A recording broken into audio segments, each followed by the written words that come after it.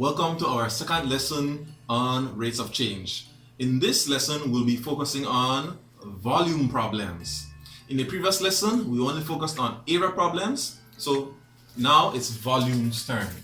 Let's take a look at our example here. It says air is being pumped into a ball at a rate of 50 cubic centimeters per second.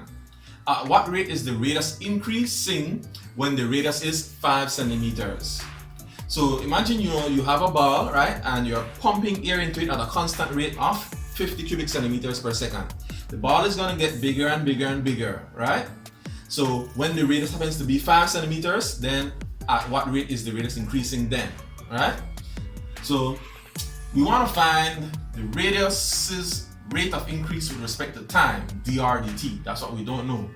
It is stated that the rate of change of volume with respect to time is 50 cubic centimeters per second. What is the rate of change of volume with respect to the radius? We need to know that because our formula, just like before, is going to be dv dt is equal to dv dr times dr dt.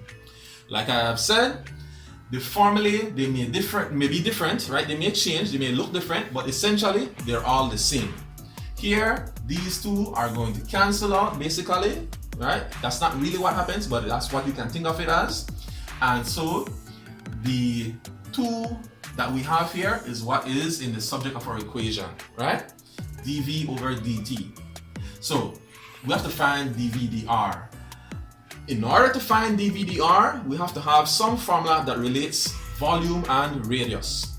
So since it is a ball, which is in the shape of a sphere, then the formula that relates those is V is equal to 4/3 pi r cubed. So we need to differentiate the volume with respect to the radius. So in finding dv dr, we multiply 3 times the coefficient. So 3 and 3 cancel out. Alright, and so we're left with just 4. And then we subtract 1 from the power, so instead of r cubed, we have r squared. So we have 4 pi r squared. And if you're sharp, you may notice this formula here. In particular, this formula is the formula for the surface area of a sphere. So when you differentiate the volume of a sphere with respect to the radius, you get the formula for the surface area of a sphere. And when we think about it, that should make sense, because if you were inflating this ball, which is in the shape of a sphere, and it's getting bigger and bigger and bigger in all directions, where is it getting bigger? Where is it inflating into? It's inflating into the surface area of that sphere. So the rate of increase of the volume is the surface area of this sphere. So to find dv dr when the radius is 5 centimeters, we substitute 5 centimeters in place of the radius. So in solving for dv dr, we have to first square 5 centimeters. So 5 times 5 gives us 25. And then 25 times 4 gives us 100, so we have 100 pi. And then centimeters times centimeters gives us square centimeters. Again, I want to stress the importance of having the units. Here, our units is square centimeters. Like I said before, dv dr is the surface area of the sphere. And so it's area, which is measured in square units. Besides that too, it's important to have the correct units later on for our calculations, as you will see. So dv dr is 100 pi square centimeters. Substituting into our formula, dv dt as stated is 50 cubic centimeters per second. That is equal to dv dr, which is 100 pi square centimeters times dr dt. So transposing, if we transpose, we will divide by 100 pi square centimeters. So 50 cubic centimeters divided by 100 pi square centimeters, 50 over 100, 15 to 51, 15 to 102.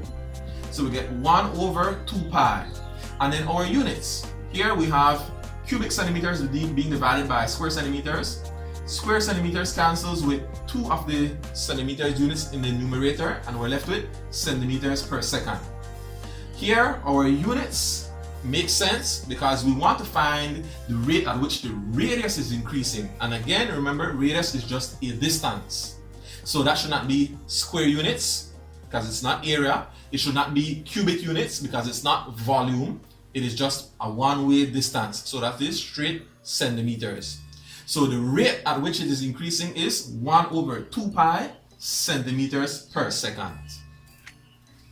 And that's it for today with our lesson. Basically, you can calculate any of these problems by using this formula and following these steps. What's important is knowing what formula relates the two quantities. Here we had volume and radius, and it is a sphere, so then that it is 4/3 pi r cubed.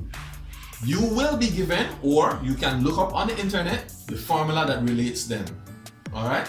So with that, have fun working on the practice problems.